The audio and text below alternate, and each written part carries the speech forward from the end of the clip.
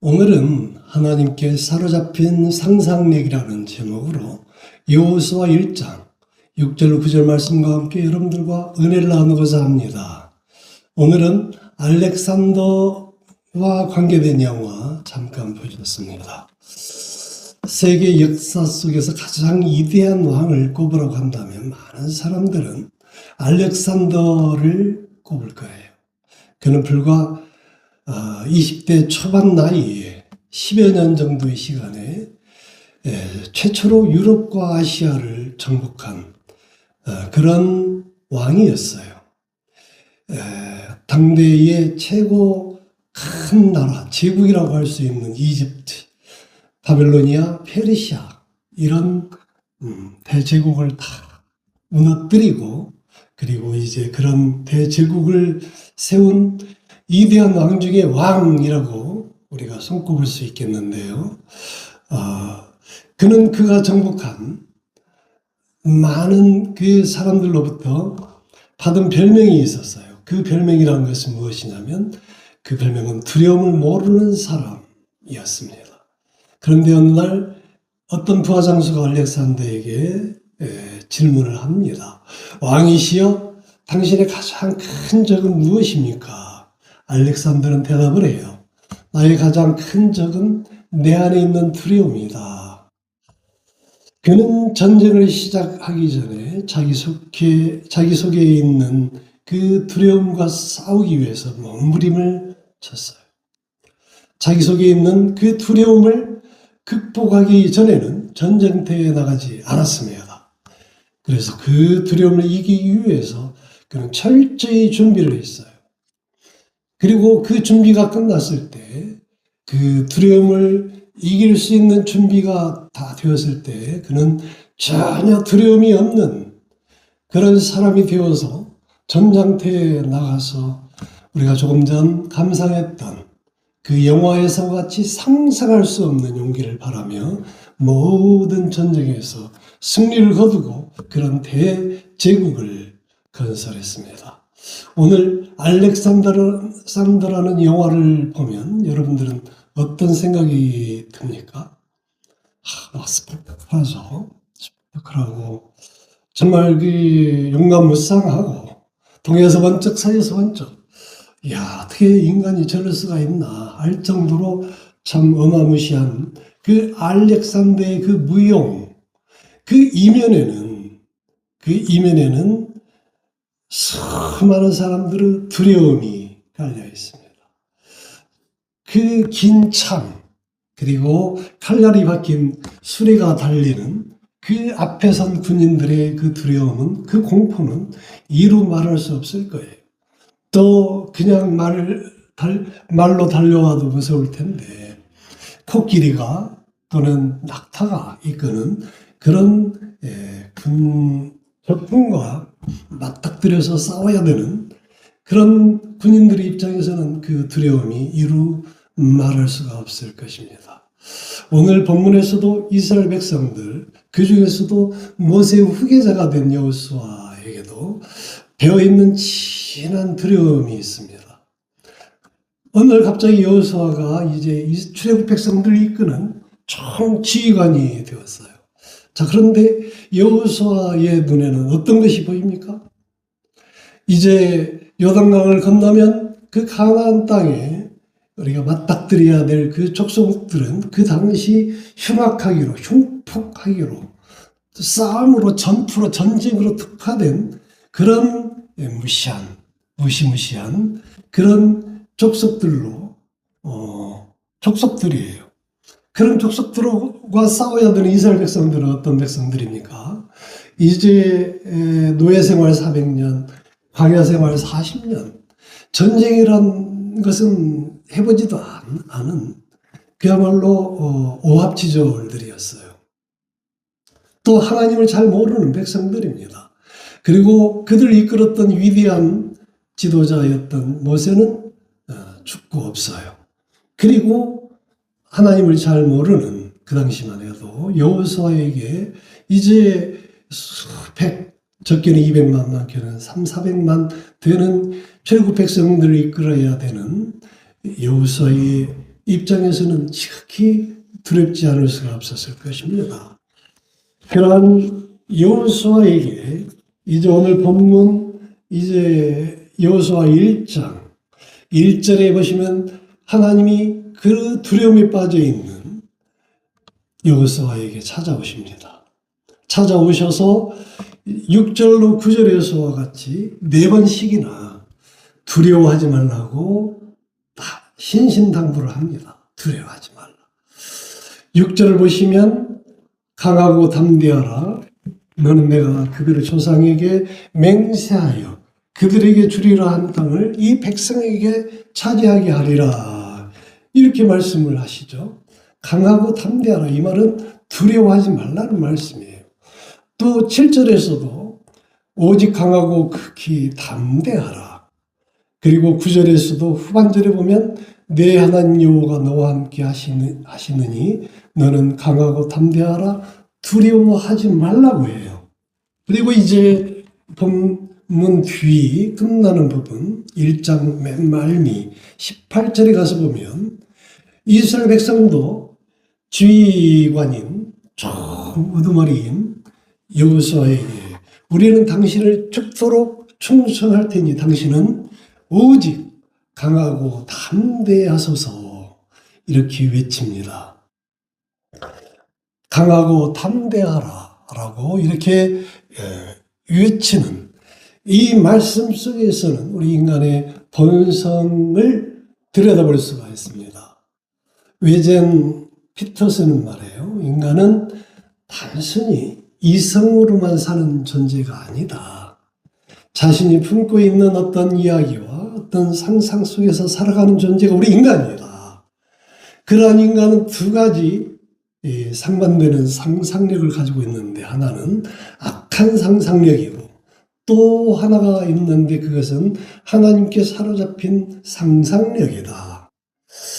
자, 그리고 우리 인간은 이 두 가지 중에서 어떤 것을 마음속에 그리며 어떤 것을 집중하면서 바라보느냐에 따라서 그 사람의 운명이 좌우된다는 것입니다. 악한 상상력은 우리 인간의 내면에 두려움을 키우고 있죠. 끊임없이 두려움을 키우는 그런 상상력이에요. 그런 악한 상상력은 하나님 없이도 살 수 있다라고 하는 그런 믿음을 줘요. 그리고 타인을 적으로 보게 하는 그런 인간의식을 지배합니다. 그리고 악한 상상력은 끊임없이 우리를 다투게 하고 불평하게 만듭니다. 두려움의 골짜기를 밀어붙여요. 그래서 민수기 14장에서는 10명의 정탐꾼들이 돌아와서 뭐라고 보고합니까? 우리는 메뚜기와 같은 존재에 불과하더라. 자, 그런데 이런 악한 상상력은 많은 사람들에게 순식간에 전염되는 성질을 가지고 있어요. 자, 그러자 그 모든 수백만의 많은 출애굽 백성들은 우리는 이제 메뚜기와 같은 존재밖에 안 되고 그들 앞에 우리는 풍전등화와 같은 아주 보잘것없는 존재거나 우리는 이제 우리 목숨은 경각에 달렸겠구나 이런 공포감에 두려움이 빠지게 됩니다. 반면에 하나님께 사로잡힌 상상력이란 언제나 하나님의 약속을 바라보게 하고 또 절망 속에서도 소망을 보게 합니다. 고난 속에서도 하나님 나라를 기대하게 하죠. 그리고 평범한 삶 속에서도 하나님의 임재를 발견하게 합니다.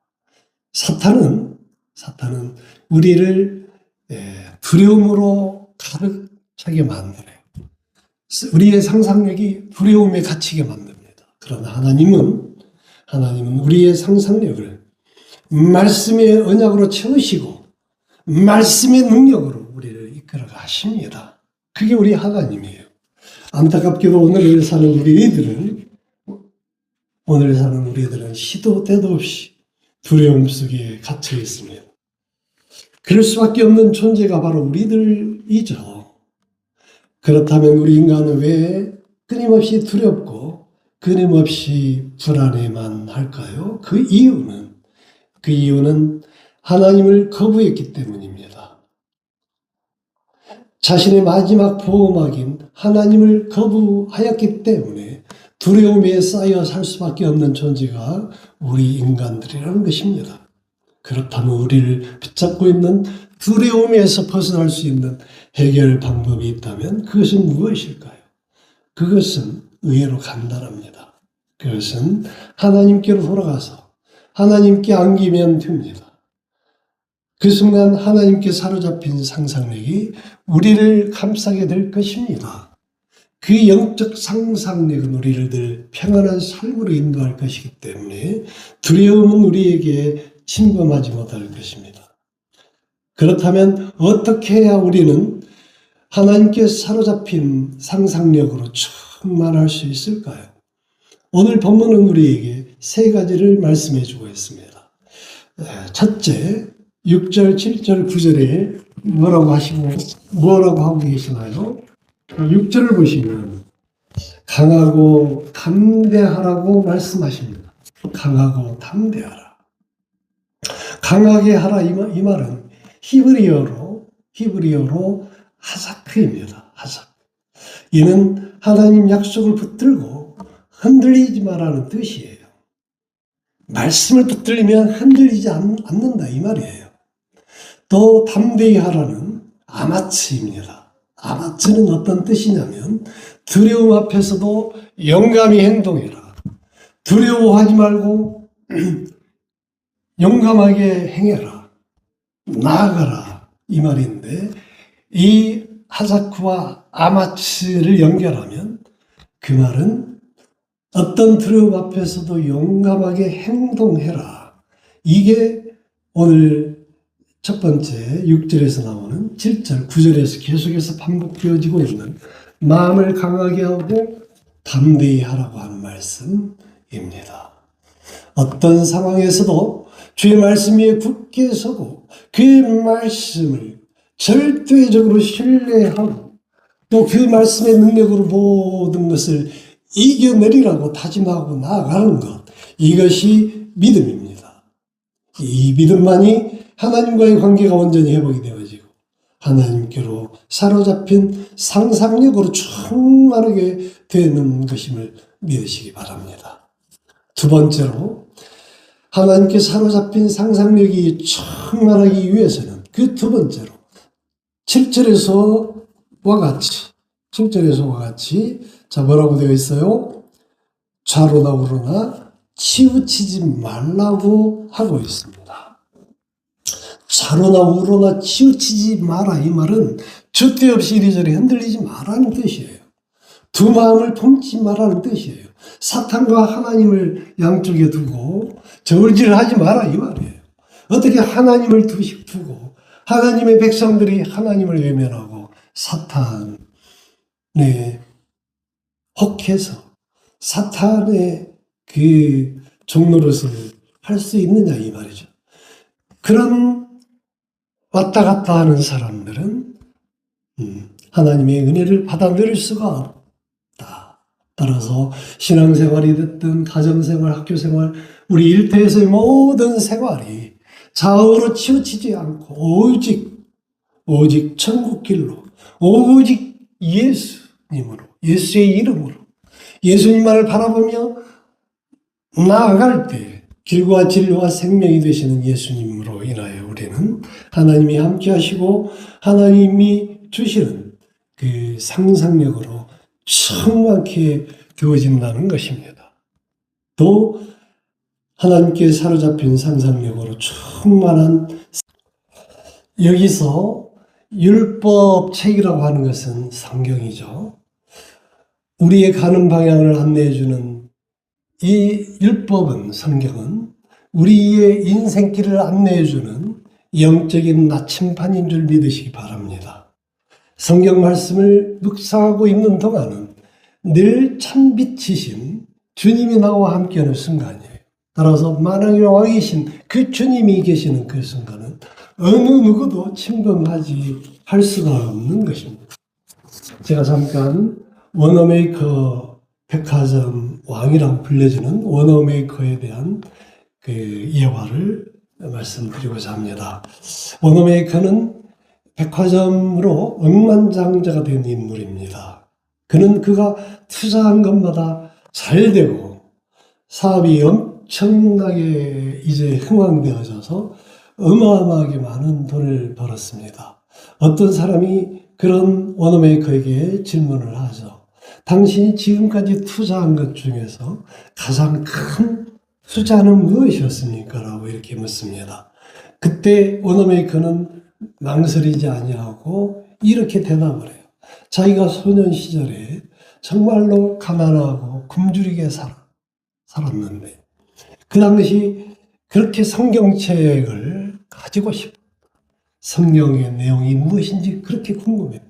그래서 그 성경책을 이제 사려고 자기의 모든 호주머니 가지고 있는 돈을 털어보니 $1.50 50센트였는데 그런데 그 성경책은 $5였다. 그래서 그 서점 주인에게 내가 가지고 있는 전 재산인데 이거를 드리고 성경책을 살 수 있느냐고 물었을 때 그분은 흔쾌히 나에게 $5 되는 그 책을 나에게 주셨다. 그리고 나는 그 책을 구입해서 늘 성경 말씀을 읽고 또 읽고 또 읽고 듣고 또 묵상하고 그렇게 이제 생활을 하면서 그러면서 그 성경에서 말씀하시는 내용대로 살려고 노력을 했더니 오늘날 이런 내가 이렇게 되었음을 발견할 수가 있었다. 그게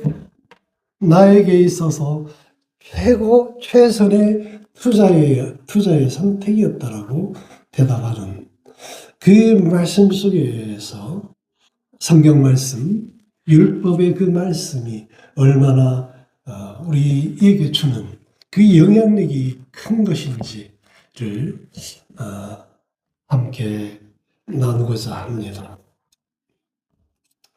지금 현재 성경책을 이제 십독을 위해서 통독을 하기 위해서 늘 묵상하고 있는 또 통독하고 있는 우리 성도님들도 계시는 걸로 알고 있는데 수많은 믿음의 선진들이 이 성경을 통독했을 때 어떤 그 수많은 간증거리를 우리에게 전해주는 것을 보고 듣고 있어요.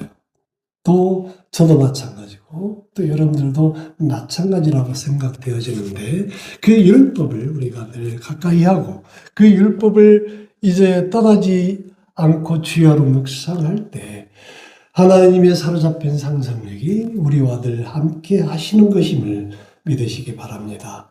자, 이와 같이 마음을 강하게 하고 담대히 하고 또 율법을 지켜 행하며 좌우로나 우로나 치우치지 않을 때 하나님이 우리에게 주시는 복이 있습니다. 은혜가 있습니다. 그게 무엇일까요?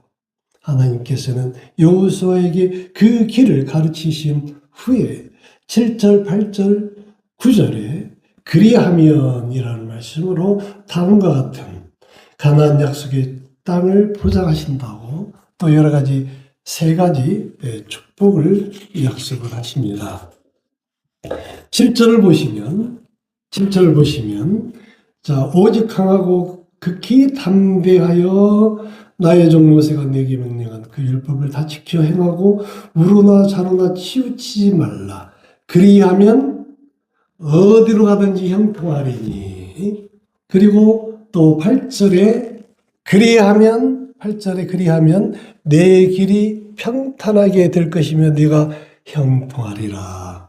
또 9절에는 뭐라고 하고 있어요? 하나님이 친히 너와 함께 하시겠다. 이런 약속을 하십니다.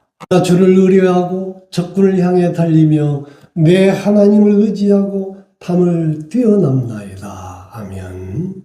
자, 이 말씀 참 의미가 깊은 그런 말씀이에요. 하나님께 사로잡힌 상상력과 아주 절묘하게 뜻이 맞는 그런 구절인데요. 이 구절은 다윗이 수많은 전쟁을 겪지 않습니까?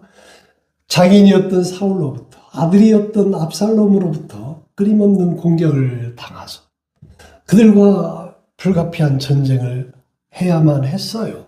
불가피하게 정말 엄중하게 위험한 수많은 그런 싸움 가운데 또 골리앗과의 그런 전쟁 가운데 하나님은 그 모든 전쟁 속에서 불가사의한 방법으로 승리케 하시고 또 벗어나게 하시고 또 하나님이 주시는 힘과 용기로 적진을 돌파하게 하셨습니다. 그래서 이 다윗이 하나님께 감사하며 올려드리는 찬양의 시가 오늘 이 우리가 말씀을 정리하는 마지막 결론 부분으로 함께 나눈 시편 18편 29절의 내용입니다. 자, 여기에서 하나님을 의지하고 담을 뛰어넘는다. 이 표현이 압권인데요. 이는 성벽이나 장애물에 전혀 이제 휘둘리지 않았어요. 그 어떤 장애물도 다윗을 이제 가로막을 수가 없었어요. 그때마다 이 다윗은 인간의 한계를 뛰어넘는 그런 놀라운 에너지를 발산케 하셔서 그 하나님의 그 은혜로 그 모든 어려움을 돌파하고 꿰뚫고 나아가는 그런 놀라운 그 찬양의 시가 바로 이 시입니다. 이 시를 우리가 묵상하면서 오늘 우리가 예배를 시작할 때 이제 알렉산더가 그의 에마 부케팔로스를 타고 달리는 그 페르시아 대군 수십만 대군을 앞에 두고 수만 명밖에 되지 않는 이 마케도니아 군사를 이끌고 온 알렉산더는 갑자기 이제 수십 명 그 용사들과 함께 갑자기 우측, 그러니까 페르시아 대군의 좌측을 향해서 달려가지 않습니까? 치달려가죠. 치달려가는 그 장면. 그러자 이제 페르시아 왕이 다리우스 왕이죠. 3세. 다리우스 왕이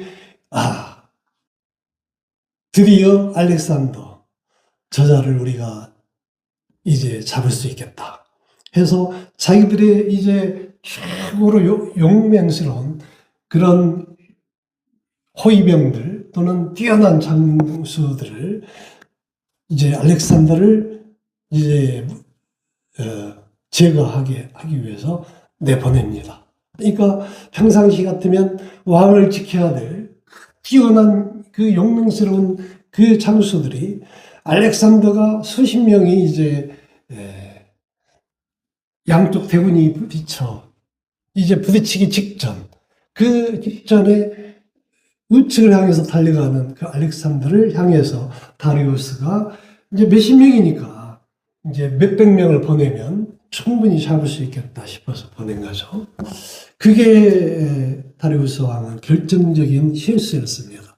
왜냐하면 알렉산더 대왕은 그렇게 해서 이제 양쪽 모든 사람들로부터 벗어나서 그쪽에 가서 이 알렉산더를 잡기 위해서 튀어나온 다리우스의 호위병들을 다 몰살을 시켜버리죠.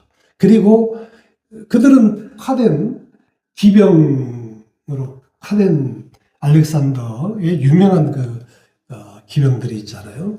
그들은 그 다리우스의 호위병들을 다 이제 제거를 하고 페르시아 뒤를 돌아서 다리우스의 후방으로 이제 쳐들어가죠.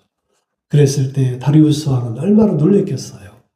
그리고 다리우스 왕은 수십만 자기 부하들이 있는데도 불구하고 그냥 도망을 칩니다.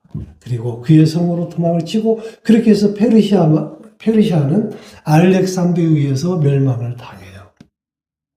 자, 그 장면, 그 한쪽을 향해서 부케팔로스를 타고 달리는 그 장면, 오늘 다윗이 하나님을 의지하고 담을 뛰어넘는 그 장면, 그리고 삼국지에 나오는 조자룡이 적토마를 타고 달리는 장면, 아니면 돈키호테가 그의 조랑말을 타고 옥수수밭 그리고 풍차를 향해서 이제 적군을 향하여 달린다고 고백하잖아요. 그러면서 그 노새를 타고 달려가는 그 장면, 그런 장면과 같이 그렇게 달려가는 그 모습을 상상해 보면 어떨까 싶습니다.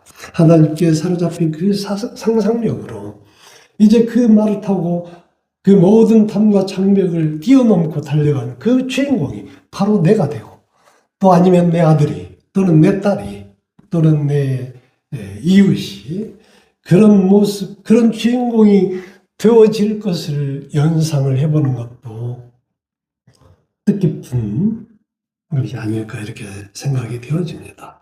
자, 우리가 이제 영적인 상상력, 하나님께 사로잡힌 그 상상력으로 나아갈 때 우리가 좌우로나 우로나 치우치지 아니하고 율법을 늘 함께 가까이 하고 묵상하고 그리고 강하고 담대한 마음으로 나아갈 때, 그리할 때 하나님은 우리가 어딜 가든지 형통하게 하시고, 또 우리가 어딜 가든지 평탄한 삶을 살게 하시고, 또 우리가 어딜 가든지 하나님이 우리와 함께 하시는 것임을 믿으시기 바랍니다. 기도하시겠습니다.